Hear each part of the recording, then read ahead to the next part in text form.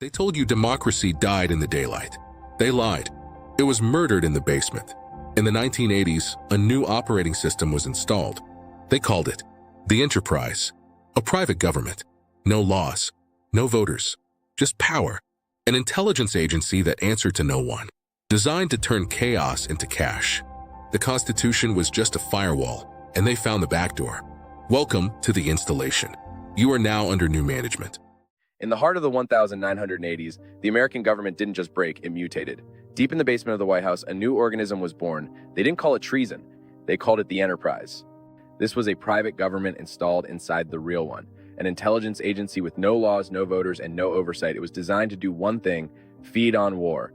They bypassed Congress like a hacker bypassing a firewall. They realized that if you privatize the covert operations, you privatize the power. The Constitution was just a piece of paper they could burn to keep the lights on. This wasn't a scandal. A scandal implies a mistake. This was a protocol, a method to turn foreign chaos into secret cash. And once they turned the machine on, they never really figured out how to turn it off. Episode 2, The Currency of Flesh. In the dark cells of Lebanon, 7 Americans were rotting.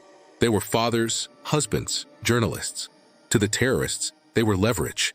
But to the Enterprise, they were just currency, inventory to be traded. The deal was simple and sickening. We would sell high-tech missiles to Iran, our sworn enemy, and in exchange, they would tell their proxy groups to release the human cargo. But the market for human flesh has a terrifying rule: supply meets demand. For every hostage we bought back with a missile, the terrorists simply went out and kidnapped a new one. We weren't stopping the cycle. We were funding it. For every hostage we bought back with a missile, the terrorists simply went out and kidnapped a new one. It was a perpetual motion machine of misery. We turned American lives into a renewable resource for the war machine. Episode 3, The Surreal Descent. If this story wasn't true, you'd say it was a bad hallucination. National Security Advisor Robert McFarlane flew to Tehran in secret. He wore a disguise. He carried a fake passport. And he brought a chocolate cake. Alongside the weapons, they brought a Bible signed by the president and a kosher chocolate cake with a brass key on top. The key was supposed to symbolize opening the door to friendship. It was the diplomacy of a madman. The Iranians weren't charmed. They were confused. The hungry Revolutionary Guards of the airport reportedly just ate the cake. The key didn't open anything. It just locked us into a nightmare of embarrassment. While the world teetered on the brink of war, American officials were playing a dark comedy in a Tehran dungeon.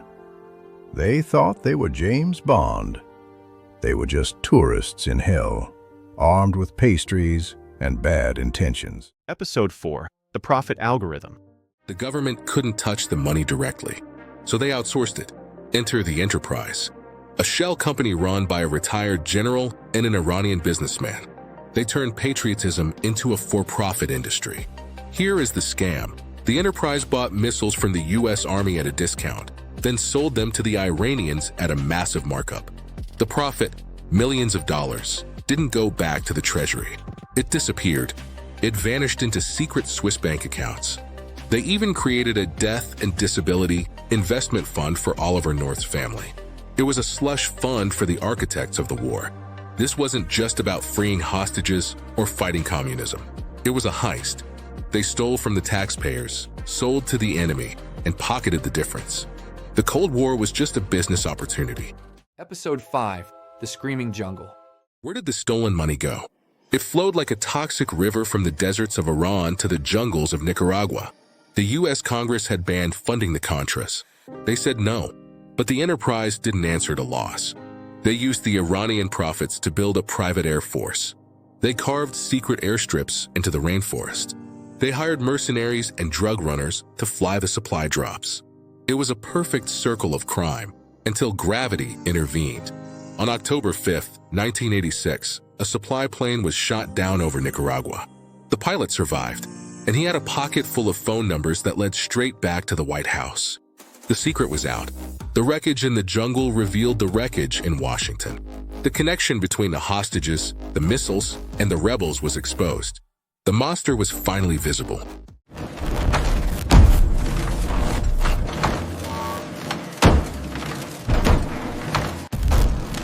In the old executive office building, the air smelled of ozone and panic. The Justice Department was knocking on the door. It was time to sanitize history. Oliver North and his secretary, Fawn Hall, began the Great Shred. They fed an 18-inch stack of top-secret documents into the machine. Memos, ledgers, the president's orders. They ran the machine so hard it jammed. It overheated, but they couldn't stop. What they couldn't shred, Fawn Hall smuggled. She stuffed classified documents into her leather boots. She hid treason down the back of her shirt. She walked right past the security checkpoints, carrying the evidence against her own government against her skin. When she was caught, her defense was chilling. She told the world, "Sometimes you have to go above the written law." That was their mindset. They weren't criminals in their own eyes. They were gods. Episode 7. The Teflon Shield. The investigation was the trial of the century. But the defense was simple: amnesia. President Reagan, the man in charge, suddenly couldn't remember anything. "I don't recall" became the mantra that saved the presidency. Oliver North took the fall. He stood in his uniform, chest full of medals, and played the martyr. He was convicted. Poindexter was convicted.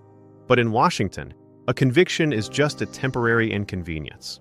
On Christmas Eve, 1992, President Bush issued the pardons. With the stroke of a pen, the crimes were erased. The investigation was decapitated. The Enterprise walked free. Justice didn't die. It was murdered. The lesson they learned wasn't "don't do it again." It was "hide it better." The Enterprise proved that with enough lawyers and enough shredders, the president is above the law. Episode 8, the finale, the new management 2026. Fast forward 40 years. The static clears. The analog horror is gone, replaced by high-definition terror. We thought the Enterprise was history. We were wrong. It was just a prototype for today. In 1986, they worked in the shadows. In 2026, they don't bother hiding. American forces kicking down doors in Caracas, bagging a sovereign head of state like a common criminal, dragging Maduro to New York in chains. The irony is suffocating. In the 80s, we used drug money to fund our wars. Today, we use narco-terrorism charges as the excuse to launch them. The Boland Amendment is dead. The executive power is absolute. The shadow government isn't in the shadows anymore. It's on the news. It's in the White House. The Enterprise protocol is fully active. And this time, there is no one left to shred the documents.